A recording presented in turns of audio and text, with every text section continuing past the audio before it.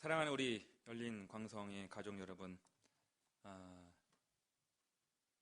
금요철야, 금요기도회 오늘 첫 설교를 이렇게 실시간으로 방송으로 여러분들과 함께 만나게 되었습니다.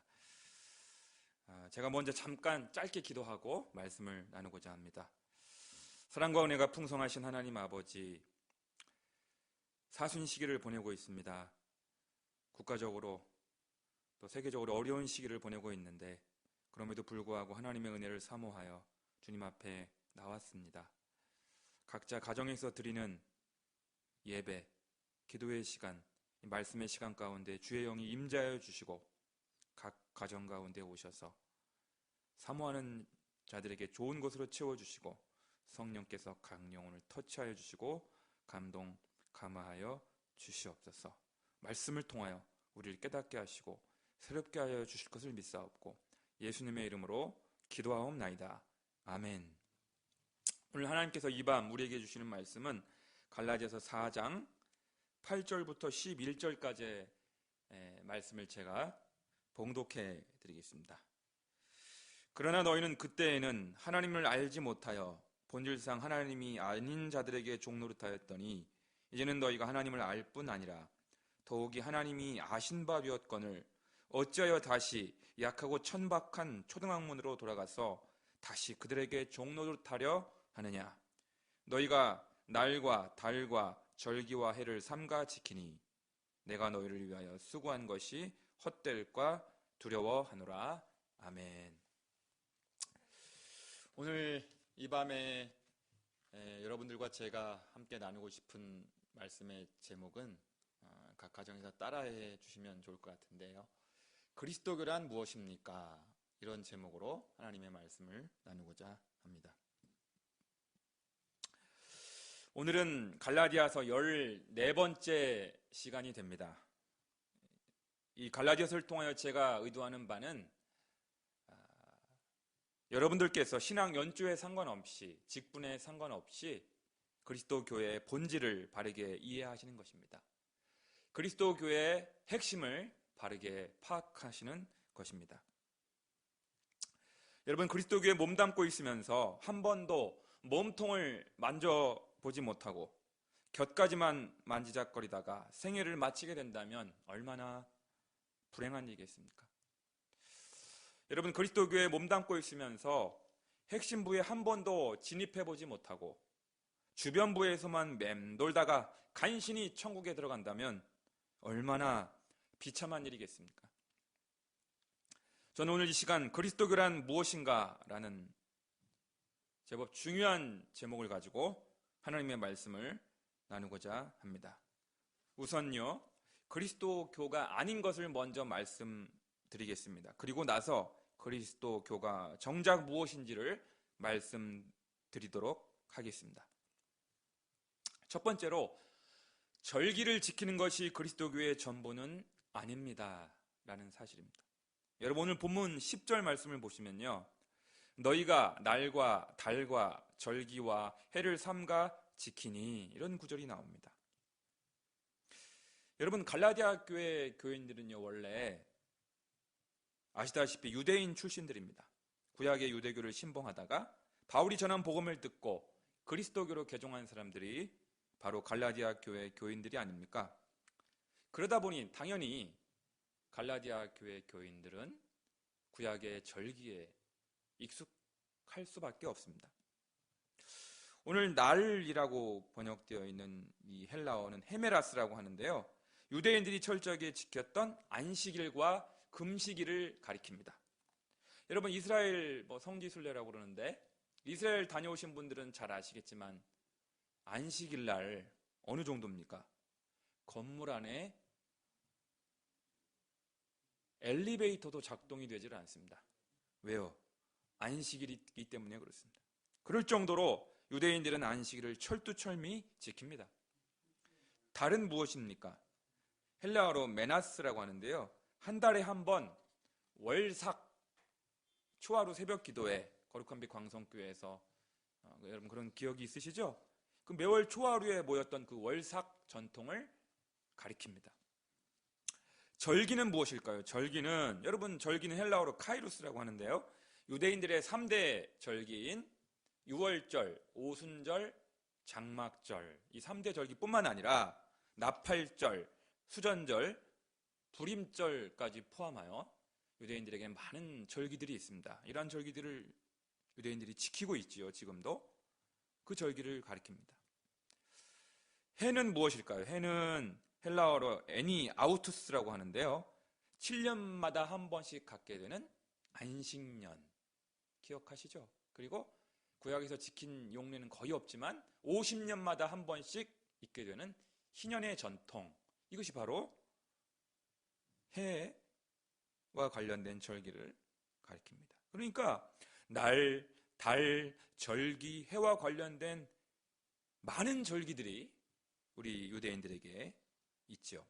그런데 물론 이러한 절기들을 지킴으로 말미암아 유대인들의 역사와 정신을 되새기고 후대에게 전수하는 교육적 순기능이 있는 것은 물론 사실이지만, 그렇다고 절기를 꼬박꼬박 잘 지키는 것이 그리스도교 신앙의 본질은 결코 아니라는 것입니다. 두 번째로, 종교의식의 반복이 그리스도교의 전부는 아니라는 것입니다. 가령 여러분, 우리 한국교회는 주일성수라는 전통이 있습니다. 그리고 반복적인 패턴의 주일 예배 형식도 있습니다. 여러분 이런 거 한번 들어보셨는지 모르겠어요. 묵찬, 기찬, 설기찬, 축이라고 하는 게 있어요. 이게 뭐냐면 우리 한국교회 주일 예배 전통적인 순서죠. 묵도, 찬양, 기도, 찬양, 설교, 기도, 찬양, 그리고 축도, 이렇게 끝나는 예배 전통, 예배 패턴, 이걸 가리켜서 묵찬, 기찬, 설기찬, 축이라고 말합니다. 또 11조를 구별하여 잘 드리는 소중한 전통도 있습니다. 그리고 우리 교회처럼 성찬식을 자주 하는 교회인 경우에 설교 후에 반복적으로 성찬 예식을 진예하곤 합니다. 요즘은 코로나 때문에 예배도 못하고 성찬 예식은 더더욱 못합니다만, 루터교, 영국 성공회, 그리고 카톨릭에서는 매 주일마다 성수를 바르거나 성체, 곧 영성체를 받곤 합니다. 이것을 신학에서는 의식주의, 리추얼리즘, 의식주의라고 부릅니다. 여러분, 이러한 의식이 주는 영적 유익이 물론 있습니다. 그렇습니다만 이러한 의식주의의 맹점은 무엇이 있습니까? 의식을 반복하다 보면 나도 모르게 그 의식이 절대화될 수 있다는 것입니다. 그래서 의식에 충실할 때는 그로 인하여 스스로 경건하다는 자의식에 빠질 수 있고요. 의식에 충실하지 못할 때는 죄책감을, 자책감을 느끼게 될 수 있다는 것입니다. 그러므로 종교적인 의식의 반복이 그리스도 교회의 본질은 될 수 없다는 것입니다. 세 번째로, 교리의 학습이나 계율의 이행이 그리스도교의 전부는 아니라는 것입니다. 여러분, 그리스도교에 입문하려면 처음에 학습해야 할 교리들이 많습니다. 초대교회에서는 무려 3년 동안이나 교리 교육을 받아야만 세례를 받을 수가 있었습니다. 오늘날에도 카톨릭 교회는 상당히 엄격하게 교리 교육을 시행하고 있습니다. 우리 개신교가 오늘날 교리 교육을 나름대로 강화하려고 노력을 하고는 있습니다만 여전히 미흡한 형편이 아닐 수 없습니다. 여러분, 교리 교육은 초신자나 새신자가 반드시 거쳐야 할 관문이고 과정입니다. 저는 우리 한국 교회가 교리 교육을 강화해야 한다고 주장하는 사람 가운데 하나입니다만, 그렇다고 지적인 교리의 독서, 교리의 학습, 문답, 암송이 그리스도교의 본질은 아니라는 사실입니다. 십계명도 마찬가지입니다. 여러분, 십계명은 구원받은 그리스도교 교인들이 오늘날에도 여전히 준수해야 할 영적인 원리와 도덕적 규율이 담겨있는 너무나 소중한 전통입니다. 구약의 모든 율법 가운데에서 하나님께서 유일하게 친수로 쓰신 계명이기에 십계명은 지금도 유효한 율법입니다. 그러나 종교적으로, 윤리적으로, 도덕적으로 그 십계명을 완벽하게 이행했다고 해서 온전한 그리스도 교인이라고 부르지는 않습니다. 사랑하는 열린 광성의 가족 여러분, 전 이제부터 그리스도교란 과연 무엇인지 이제 3가지로 말씀을 드리고자 합니다. 한번 복습을 해볼까요? 그리스도교가 아닌 것에 대해서 제가 3가지 말씀을 드렸죠. 첫 번째는 뭐였습니까? 절기를 잘 지키는 것이 그리스도교가 아니다. 두 번째가 종교의식을 반복한다고 해서 그리스도교가 아니다. 세 번째로 교리를 많이 학습하거나 종교적인 계명을 잘 지켰다고 해서 온전한 그리스도인이라고 말할 수 없다. 제가 이렇게 3가지로 말씀을 드렸죠. 이제 본론으로 들어와서, 핵심부로 들어와서 그리스도교란 무엇인지 3가지로 말씀을 드리고자 하는 것입니다. 첫 번째로 그리스도교란 하나님을 아버지로 부르고 사는 것입니다. 하나님을 누구라고 부른다고요? 아버지라고. 오늘 본문 바로 그 윗절에 있는 갈라디아서 4장 6, 7절의 말씀을 함께 우리 가정에서도 읽으실 수 있으면 함께 읽었으면 좋겠습니다. 너희가 아들이므로 하나님이 그 아들의 영을 우리 마음 가운데 보내사 아빠 아버지라 부르게 하셨느니라. 그러므로 내가 이후로는 종이 아니요 아들이니 아들이면 하나님으로 말미암아 유업을 받을 자니라. 아멘. 내적 치유 전문가인 주서택 목사님, 청주 주님의 교회 이제 원로 목사님이 되셨는데, 이분이 쓰신 아주 유명한 책이 있습니다. 내 마음 속에 울고 있는 내가 있어요 라는 책에 이런 구절이 나옵니다. 하나님에 대한 이미지가 나를 품에 안고 계시는 참으로 친밀한 아버지의 이미지로 그려져 있다면 그는 성경이 머리에서 가슴까지 내려온 사람이요 세상에서 가장 염려가 없는 사람입니다. 사랑하는 여러분, 세상에서 가장 염려가 없는 사람이 누구라고요? 성경 말씀이 머리에서 가슴까지 내려온 사람이 누구라고요? 하나님이 천지 만물을 창조하신 만물의 창조주 하나님, 전능하신 그 하나님이 바로 나의 아버지, 하늘 아버지가 되신다. 이것을 확신하는 사람, 이분이야말로 세상에서 가장 염려가 없는 사람, 성경이 머리에서 가슴까지 내려온 사람이라는 것입니다. 영국의 톰 스메일이라는 신학자가 쓴 잊혀진 아버지, The Forgotten Father라는 책이 있는데요. 이 책에서 다음과 같은 구절이 나옵니다. 놀라운 말입니다. 그리스도인은 성령에 의하여 중생하거나 그리스도께 회심한 사람만이 아니라 하나님께 아바, 아버지라 부르짖는 사람입니다. 하나님의 아버지 되심은 기독교 교리의 중심일 뿐만 아니라 그리스도인의 체험의 중심이며, 그렇게 될 때 그것은 신자 및 그가 속한 공동체의 삶에 무한한 결과들을 가져옵니다. 유명한 복음성가 찬양 있잖아요. 아바 아버지, 아바 아버지, 나를 안으시고 바라보시는 아바 아버지. 할렐루야. 여러분, 하나님을 아버지로 모시고 살게 되었으니 얼마나 든든하고 안전합니까? 힘들 때마다, 외로울 때마다 나에게 하늘 아버지가 계시니 얼마나 좋습니까? 그 놀라운 영적 교제의 삶을 그동안 누리지 못하셨다면 오늘부터라도 당장 시작하실 수 있기를 주님의 이름으로 간절히 축원합니다. 두 번째로 그리스도교란 예수님을 신랑으로 모시고 사는 것입니다. 첫 번째는 뭐였죠? 하나님을 나의 아버지로 모시고 사는 것이 그리스도교 신앙이다. 두 번째는요, 예수님을 나의 신랑으로 모시고 사는 것이다. 오늘 본문 9절 말씀을 다시 한번 읽겠습니다. 이제는 너희가 하나님을 알 뿐 아니라 더욱이 하나님이 아신 바 되었거늘. 이렇게 되어 있습니다. 어찌하여 다시 약하고 천박한 초등학문으로 돌아가서 다시 그들에게 종노릇하려 하느냐. 여러분, 여기 알다라는 동사가 2번이나 9절에 반복되죠. 헬라 원형 동사는 기노스코라고 하는데요. 이 알문 8절에도 알다라는 말이 나와요. 너희가 그때에는 하나님을 알지 못하여 8절에도 알다라는 동사가 한 번, 9절에도 알다라는 동사가 두 번 나오는데 헬라어 원문으로는 서로 다른 동사예요. 8절에서의 알다라는 동사는 오이다, 9절에서 두 번 나오는 알다라는 동사는 기노스코라고 합니다.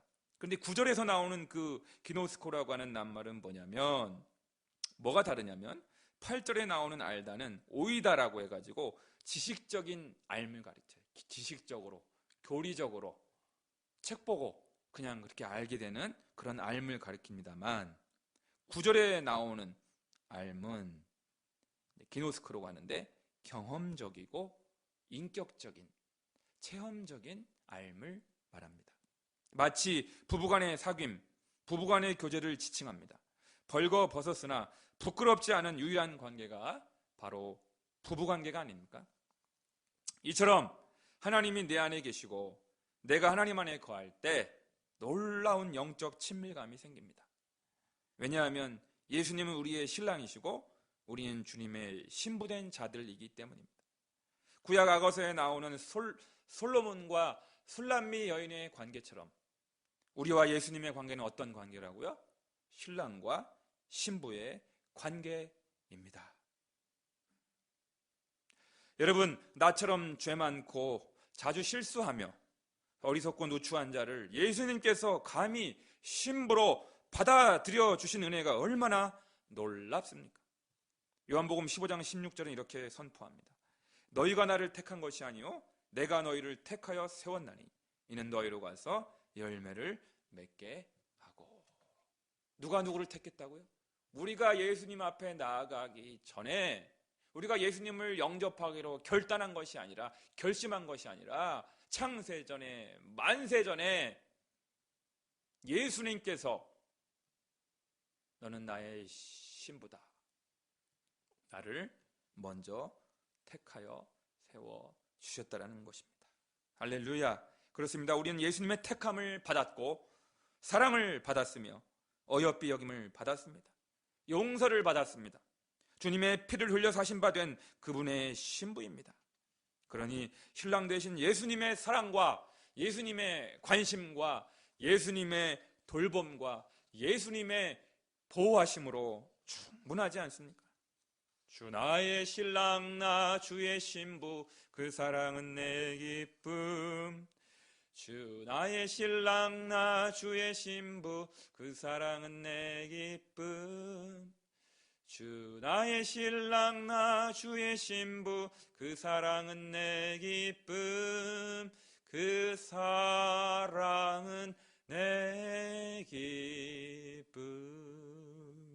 할렐루야.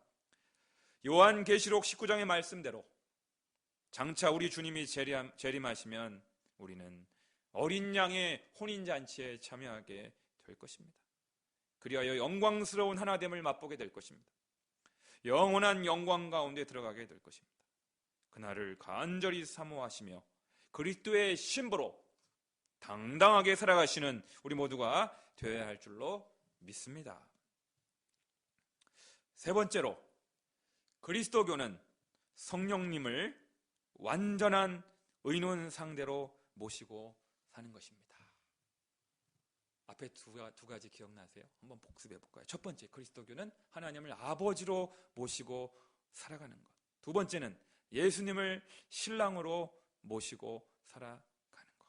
그리고 마지막으로 세 번째는 성령님을 나의 완전한 탁월한 의논 상대로 모시고 살아가는 것입니다. 사랑하는 여러분, 성경은 우리 구원받은 성도의 몸을 가리켜 성령의 전이라고 부릅니다. 성령, 우리 몸이 벽돌로 만든 건물이 성령의 전이 아니라, 상가 건물이 성령의 전이 아니라 구원받은 그리스도인, 기독교인의 이 육체, 이 몸을 성전 삼으셔서 성령께서 내주하고 계시기에 우리 몸을 성령의 전이라고 부릅니다. 예수님을 나의 구주로 주님으로 영접한 이후부터 연약하고 부족한 나의 육체를 성전 삼으셔서 성령님은 지금도 내주하고 계십니다. 그런데요, 이사야 9장 6절에 보시면 성령님을 모사라고 부릅니다. 모사. 여러분, 모사가 뭡니까? 머리가 좋고 지략이 뛰어난 사람을 가리킵니다. 지혜와 슬기를 발휘하여 일이 잘 되도록 돕는 사람을 가리킵니다. 모사하면 떠오르는 사람, 삼국지에 나오는 제갈공명. 다윗을 도왔던 구약의 아이도벨 같은 이가 바로 모사입니다. 머리가 좋고 뛰어난 사람을 가리켜요. 그런데요, 구원받은 이후 우리 안에 내주하시는 성령님을 우리말 성경은 보혜사라고 번역합니다. 헬라어 원어는 이제 파라클레토스라고 하는데, 이 파라클레토스를 개역 개정판 성경, 개역 한글판 성경 번역자가 보혜사라고 번역했습니다. 보혜사. 보혜사도 잘된 번역이긴 한데 딱 이렇게 손에 잡히지를 않아요. 보혜사가 뭐지? 하나님이 나의 아버지이시고 예수님이 나의 신랑인 것은 너무나 확실하게 알겠는데, 감이 잡히는데, 성령님을 나의 보혜사. 그래서 저는 이 보혜사라는 번역도 참 좋지만 이 파라클레토스를 완전한 의논 상대, 탁월한 의논 상대, 완벽한 의논 상대라고 번역하면 얼마나 좋을까? 여러분, 고민이 있을 때 지금 문제가 있어요. 지금 너무 막 힘든 문제가 있어요. 끙끙 앓고 있어. 내 힘으로 안 돼요. 내 능력으로 안 되고 도저히 안 될 때 우리는 나를 도와줄 만한 누군 권위 있는, 공신력이 있는, 정말 신뢰할 만한 좀 의논 상대가 있었으면 좋지 않겠어요? 스승이 있든지 뭐 선배가 있든지 직장 상관이 있든지. 그런데 여러분, 세상의 의논 상대는 불완전합니다. 여러분, 여러분의 부모님 완전해요, 불완전해요? 불완전하십니다. 여러분, 학교에서 만나는 스승, 선생님 좋은 분들 많이 계시지만 불완전합니다. 이런 심지어 제갈공명 같은 모사를 보유했던, 제가 삼국지 읽을 때마다 제일 이해가 안 되는 거 한 가지, 제갈공명을 보유한 유비가 삼국 통일을 못했다는 사실. 여러분, 불완전하기 때문에 그래요. 아무리 학력이 좋고 실력이 있는 배우자를, 여러분의 배우자, 여러분의 남편, 여러분의 아내 완벽해요? 완벽하지 않아요. 죄송하지만 완벽하지 않습니다. 아무리 신학 공부를 많이 했다는 목사님들, 아무리 기도를 깊이 하고 많이 한들 여전히 불완전합니다. 그러기에 우리는 완전하신 의논 상대가 필요해요. 믿을 만한, 신뢰가 갈 만한 탁월한 의논 상대. 여러분, 그래서 직장에서 어려움이 있을 때, 가정에서 어려움이 있을 때, 인간관계에서 이러지도 못하고 저러지도 못하고 끙끙 앓고 잠도 안 오고 고민될 때, 여러분, 누구한테 달려가야 됩니까? 누구에게 도움을 요청해야 됩니까? 멀리 가실 것 필요가 없어요. 여러분 안에 계시고 여러분 곁에 계시는 보혜사 성령님, 파라클레토스 보혜사 성령님. 제가 요즘 기도하고 있는 게, 제가 소중하게 여기는 책 한 권을 잃어버렸어요.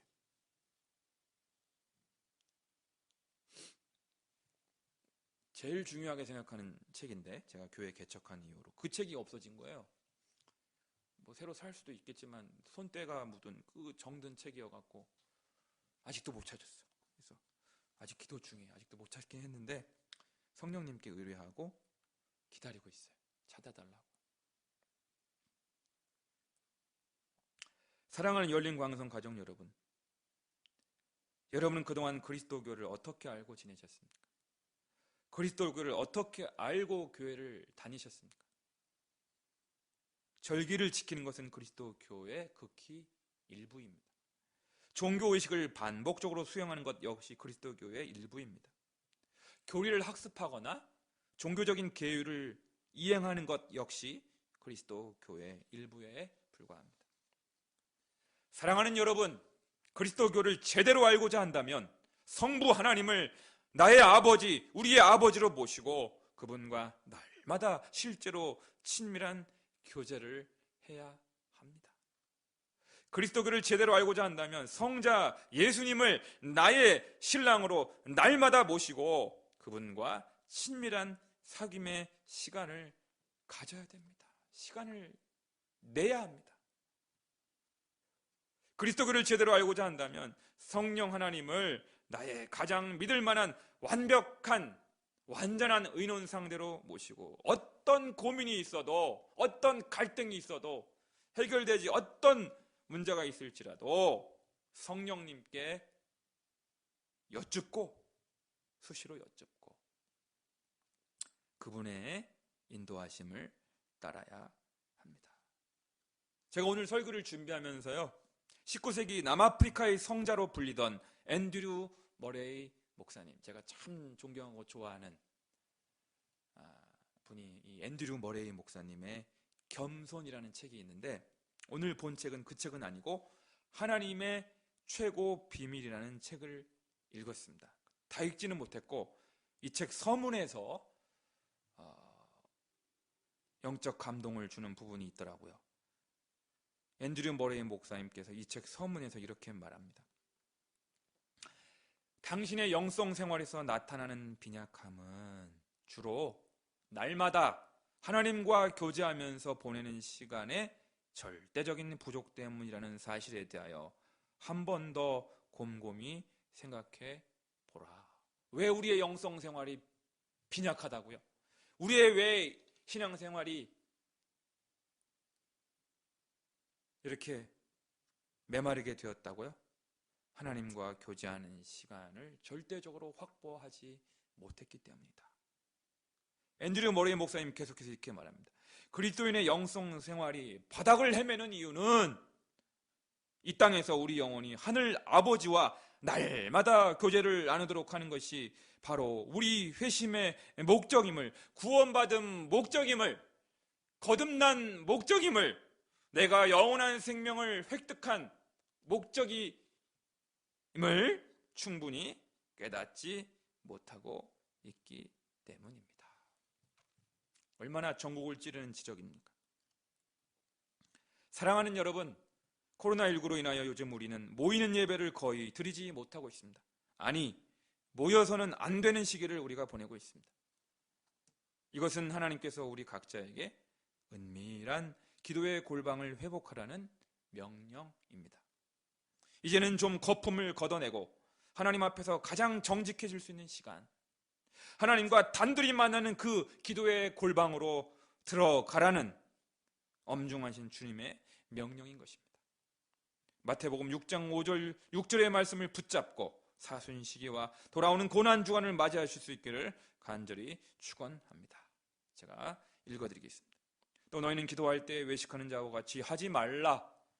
그들은 사람에게 보이려고 회당과 큰 거리 어귀에 서서 기도하기를 좋아하느니라. 내가 진실로 너희에게 이르노니 그들은 자기 상을 이미 받았느니라. 너는 기도할 때에 내 골방에 들어가 문을 닫고 은밀한 중에 계신 내 아버지께 기도하라. 은밀한 중에 보이시는 내 아버지께서 갚으시리라. 아멘. 기도드리겠습니다.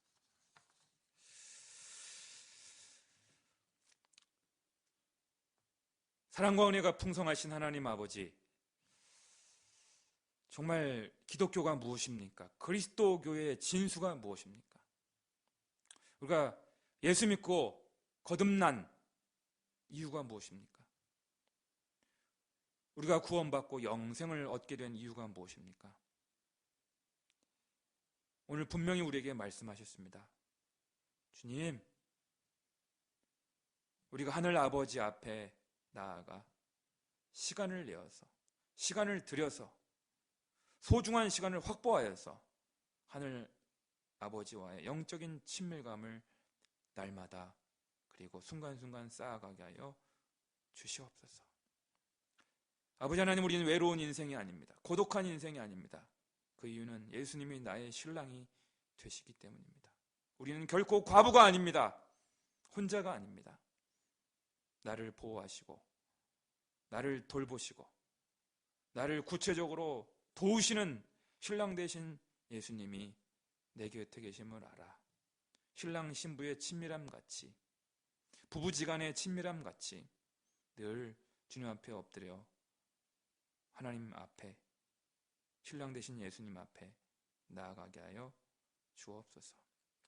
인생을 살다가 직장 생활하다가, 가정에서, 사회에서 생활하다가 힘든 문제, 고민스러운 문제, 이러지도 못하고 저러지도 못하고 답답하고 잠 못 이루는 인생의 문제들에 봉착했을 때마다 주여, 나는 지혜가 부족합니다. 나는 지혜가 부족하오니 지혜의 원천이신 성령님, 파라클레토스 보혜사 성령님을 완벽한 완전하신 의논 상대로 모시고 수시로 여쭙고 성령님의 인도하심을 받을 수 있게 도와 주시옵소서. 남 모르는 영적인 비밀, 영적인 흔적을 간직하게 하시고 늘 하나님과 동행하며 동거하는 영적인 친밀감을 우리의 얼굴 속에, 우리의 삶 속에, 우리의 생활 속에 나타나게 하여 주옵소서. 그래서 그 하나님의 영광의 빛이 그 얼굴에 가득한 모세의 얼굴처럼 이제 공예배가 회복될 때 우리 열린 광성교회 성도들 보다 더 영적으로 성숙한 가운데 다시 만날 수 있도록 은혜 베풀어 주시옵소서. 감사드리옵고 예수님의 이름으로 기도드리옵나이다. 아멘.